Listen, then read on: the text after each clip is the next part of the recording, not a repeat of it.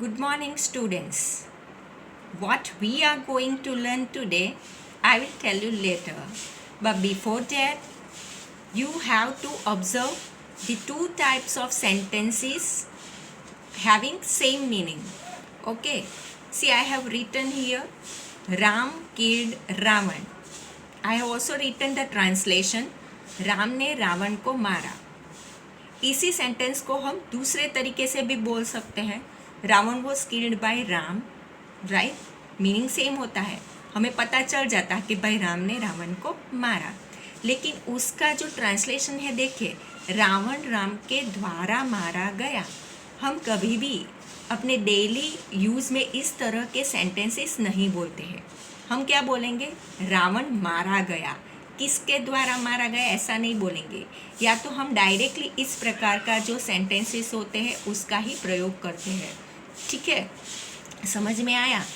दूसरा एक सेंटेंस लेते हैं. आई बाय वेजिटेबल्स. मैं सब्जी खरीदता हूँ. ठीक है, वही सेंटेंसेस हम दूसरी तरीके से भी बोल सकते हैं. Vegetables are bought by me. Daily use में हम इस तरह के सेंटेंसेस जनरली नहीं बोलते हैं.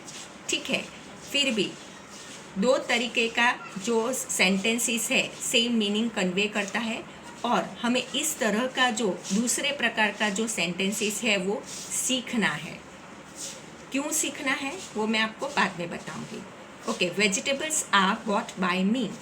मेरे द्वारा सब्जी खरीदी गई. क्या कभी आप ऐसा बोलेंगे? मेरे द्वारा पेन खरीदा गया, मेरे द्वारा खाना खाया गया. नहीं, हम क्या बोलेंगे? मैंने खाना खाया, मैंने पेन खरीदा, ऐसा बोलेंगे ना, राइट. या तो हम क्या बोलेंगे? सब्जी खरीदी, पेन खरीदा, खाना खाया. ठीक है, खाना खाया गया, राइट. ओके, तो हम इस तरह के सेंटेंसेस जनरली नहीं बोलते हैं.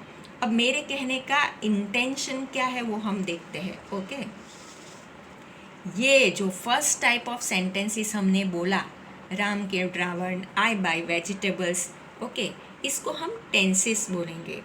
हम टेंसेस कन्वेज द टाइम. ठीक है, हम टेंसेस क्यों सीखते हैं? क्योंकि हमें वो टाइम सिखाता है. ठीक है, हम वो टाइम डिनोट करता है कि हमने कब खाना खाया. हम खाया था, खाएंगे, ठीक है, खा रहे थे. ये सब जो हम एक्टिविटीज़ करते हैं वो कौन से टाइम में करते हैं वो डिनोट करना है, तो हम टेंस का प्रयोग करते हैं. ठीक है, तो ये देखिए, टेंस में सबसे पहले हम क्या यूज़ करते हैं? तो सबसे पहले हम सब्जेक्ट यूज़ करते हैं, उसके बाद वर्ब आता है, और उसके बाद ऑब्जेक्ट या तो अदर वर्ड यूज़ करते हैं. ठीक है, सब्जेक्ट कैसे? तो ये देखिए, राम जो है वो सब्जेक्ट है.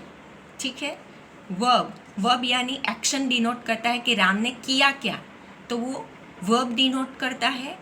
और किसके ऊपर किया गया कार्य. ठीक है, राम ने किया कि एक्शन की, मारा, पर किसको मारा? तो रावण को मारा. किसके ऊपर एक्शन किया गया? तो रावण के ऊपर. तो ये अदर वर्ड या तो ऑब्जेक्ट आता है. ठीक है, तो इस तरह से हम टेंस बनाते हैं, राइट. तो टेंस सब्जेक्ट, वर्ब और ऑब्जेक्ट की मदद से बनाया जाता है. अब टेंस में सबसे ज़्यादा इम्पोर्टेंट किसका होता है? डूअर का, जो कार्य करने वाला होता है, हु परफॉर्म्स द एक्शन. ठीक है, तो ये सबसे पहले इम्पोर्टेंट है. तो जितने भी ये टेंसेस होते हैं वो सब एक्टिव वॉइस में होते हैं. ओके, तो dear friends, we are going to learn active and passive voice.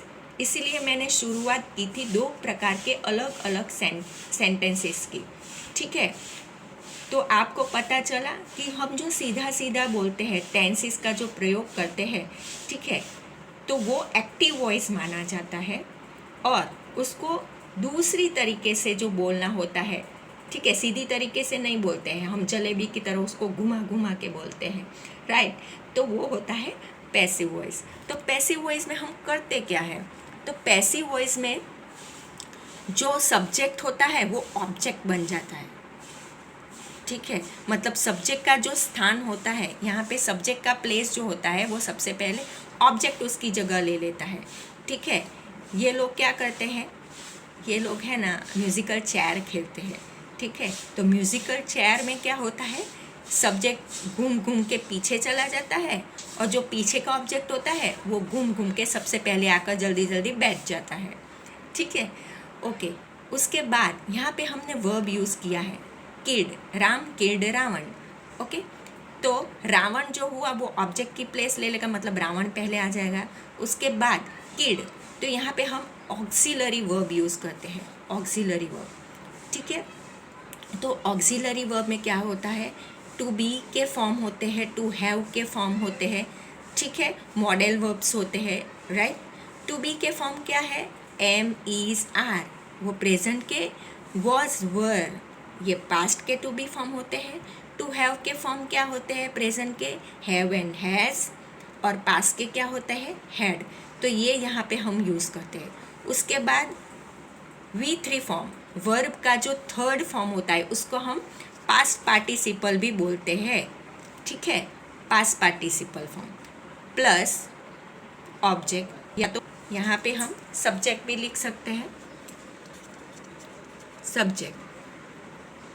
Okay, तो आपको याद क्या रखना है कि जब भी हम पैसिवाइजेशन बनाएंगे, पैसिव बनाएंगे, ठीक है, तो उसमें सबसे पहले सब्जेक्ट की जगह पे ऑब्जेक्ट आएगा, उसके बाद ऑक्सिलरी वर्ब फॉर्म आएगा, उसके बाद वर्ब का थर्ड फॉर्म आएगा, इसको हम पार्टिसिपल भी बोलेंगे, ठीक है, पास्ट पार्टिसिपल, और उसके बाद सब्जेक्ट आएगा। ठीक है, ये मैंने क्यों लिखा है सब्जेक्ट, क्योंकि जब भी हम सेंटेंस बनाएंगे तो हमें सब्जेक्ट और ऑब्जेक्ट ही दिखाई देंगे, ये आपको समझाने के लिए मैंने लिखा है। ठीक है, रावण अगर ऐसा बोला जाए, रावण वो है तो सब्जेक्ट ही, ठीक है, लेकिन वो ऑब्जेक्ट जो है, पीछे का जो वर्ड है वो आगे आ गया है, इसीलिए ये ऑब्जेक्ट है। ठीक है, और राम जो पहले सब्जेक्ट था वो पीछे चला गया है, इसीलिए ऐसे सब्जेक्ट है लेकिन हम उसको ऑब्जेक्ट बोलेंगे।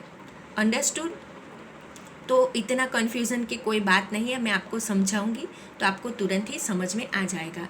अब जब हम पैसिवाइजेशन करते हैं तो क्या हमें पता चलता है, जब टेंसेस होता है, मतलब एक्टिव वॉइस जो होता है, उसमें सबसे ज़्यादा डूअर जो होता है वो एक्शन परफॉर्म करता है ऑब्जेक्ट के ऊपर, और जब हम पैसिवाइजेशन करते हैं तब सबसे ज़्यादा किसके ऊपर एक्शन परफॉर्म हुई, मतलब किसने एक्शन रिसीव की, वो सबसे पहले आएगा। समझ में आया? मैं आपको वापस पहले से लेकर समझाती हूँ। यहाँ देखो, राम ने एक्शन की, किसके ऊपर की, रावण के ऊपर की, राइट। राम ने रावण को मारा, राम किड रावण, तो रावण ने मारने की एक्शन की रावण के ऊपर। समझ में आया? तो ये सीधा सीधा है, इसलिए आपको समझ में आ गया। ये एक्टिव वॉइस है। क्या है ये? Active voice. ठीक है, अब ये पैसिव वॉइस कैसे हुआ वो पता चलेगा हमें वर्ब की मदद से पता चलेगा। क्यों? क्योंकि यहाँ पे ऑक्सिलरी वर्ब आया हुआ है, टू बी का फॉर्म है। ठीक है, ये देखो यहाँ पे टू बी का फॉर्म नहीं होता है, और टू बी के फॉर्म के बाजू में हमने पास्ट पार्टिसिपल लगाया है। ठीक है, आपको लगेगा अरे किल्ड तो भी टू का फॉर्म है, ये तो पास्ट फॉर्म है। नहीं, किल्ड एंड किल्ड ये वर्ब 3 फॉर्म है। समझ में आया? आपको पता होगा कि वर्ब 3 फॉर्म कभी कभी V2 और V3 दोनों सेम होता है, कभी कभी V1 एंड V3 भी सेम होता है, इसलिए हमें ये कन्फ्यूज़न लगता है। लेकिन आपको इसमें कन्फ्यूज़ नहीं होना है, आपको ध्यान क्या रखना है, ये वाला। ठीक है, कभी भी was, were, am is, are के साथ V3 फॉर्म एक्टिव वॉइस में नहीं आएगा, सिर्फ पैसिव वॉइस में आएगा। ठीक है, तो ये देखो, ये एक्टिव वॉइस है, इसमें कभी भी was, were, am is, are नहीं आया है, लेकिन ये आया है। लेकिन ये जो है वो तो सिंपल पास्ट टेंस है। ये क्या है? सिंपल पास्ट टेंस है। यहाँ पे भी ये है किड, लेकिन ये सिंपल पास्ट का नहीं है, ये किड V3 फॉर्म है। ठीक है, टेंसेस तो सेम ही है। यहाँ पे सिंपल पास्ट है तो ये बनाएंगे तो भी सिंपल पास्ट ही रहेगा, लेकिन ये जो है वो ऑक्सिलरी वर्ब आ जाएगा। इससे हमें पता क्या चलेगा, वॉइस कौन सा है वो पता चलेगा। समझ में आया? वॉइस को अगर ढूंढना है कि ये एक्टिव है कि पैसिव है, तो मैं आपको पैसिव वॉइस कैसे ढूंढा जाता है वो बता रही हूँ, ठीक है। तो auxiliary verb plus V3 past participle की मदद से ही हमें पता चलेगा कि ये पैसिव वॉइस है। एक्टिव वॉइस में am is are, was were, have has had के साथ V3 फॉर्म नहीं आता है, ठीक है। हैव हैज़ मतलब जो परफेक्ट टेंस है उसमें आएगा V3 फॉर्म, लेकिन उसमें भी बीच में कुछ ऐसा लगेगा जिसकी मदद से हम तुरंत पहचान लेंगे कि अरे ये तो पैसिव वॉइस है। ओके, समझ में आया। तो हम वापस रूल्स की तरफ जाते हैं, कैसे पहचानना है। तो एक्टिव वॉइस जो होता है, ठीक है, मैं आपकी समझ के लिए यहाँ पे लिख देती हूँ। ये एक्टिव वॉइस है और ये पैसिव है, ठीक है। एक्टिव वॉइस का फॉर्मेशन सिंपल जो टेंसेस होते हैं बिल्कुल उसी तरह से होगा, सब्जेक्ट, वर्ब एंड ऑब्जेक्ट या तो अदर वर्ड्स। एक्टिव वॉइस पहचानना कैसे है, जिसमें डूअर एक्शन परफॉर्म करता है ऑब्जेक्ट के ऊपर, ओके। अब पैसिव वॉइस में कैसे पहचानना होता है, ऑब्जेक्ट सब्जेक्ट की जगह पे आ जाता है, उसके बाद ऑक्सिलरी वर्ब आता है और V3 फॉर्म आता है। ऑक्सिलरी वर्ब फॉर्म आपको सुनने में भले ही भयानक लग रहा हो, लेकिन बहुत इजी है। मैं आपको टेंस वाइज सिखाऊंगी, आपको तुरंत ही पता चल जाएगा, ओके। V3 फॉर्म और सब्जेक्ट, समझ में आया। और इसमें एक्शन मेन होती है, ठीक है, उसमें डूअर मेन नहीं होता है। पैसिव वॉइस में एक्शन के ऊपर ज़्यादा ध्यान दिया जाता है, डूअर के ऊपर नहीं। और एक्टिव वॉइस में डूअर के ऊपर ज़्यादा ध्यान दिया जाता है, एक्शन के ऊपर नहीं, ओके। तो हमें कुछ कॉमन रूल जो है वो याद रखना है। कॉमन रूल कौन से है, मैंने अभी आपको बताया वही कॉमन रूल्स है। कौन से, तो ब्रिंग द ऑब्जेक्ट फर्स्ट, सबसे पहले ऑब्जेक्ट को आगे की चेयर पे बिठा दो। उसके बाद चूज करेक्ट टू बी और to have form, that is auxiliary verb forms. Tense wise आपको ऑक्सिलरी वर्ब फॉर्म ढूंढना है जो राइट और सूटेबल है, टू बी के है, टू हैव के है, मॉडल ऑक्सिलरी है, वो आपको रखना है। उसके बाद change main verb into V3 form, मतलब जो मेन फॉर्म होता है, मेन वर्ब फॉर्म, उसका आपको V3 फॉर्म रखना है, पास्ट पार्टिसिपल रखना है। उसके बाद आपको बाय जो है वो लिखना है, ऐड करना है, और सबसे एंड में आपको सब्जेक्ट लिखना है। मैंने आपको यहाँ पे मैंने एक एग्जांपल दिया है, देखो, आई हेल्प हिम। अब हिम जो है वो लास्ट है, मतलब ये ऑब्जेक्ट है, तो ऑब्जेक्ट यहाँ पे जो लास्ट है तो वो आगे की चेयर पर आके बैठ गया, लेकिन हम हिम से तो कभी सेंटेंस शुरू नहीं कर सकते हैं, तो हिम का ही हो जाता है, ये तो आपको पता ही है, ठीक है। अब हेल्प, यहाँ पे सिंपल प्रेजेंट टेंस है। कौन सा टेंस है, सिंपल प्रेजेंट टेंस। तो सिंपल प्रेजेंट टेंस है डू और डज, इसके लिए यहाँ पे जो टू बी का फॉर्म क्या आएगा, इज।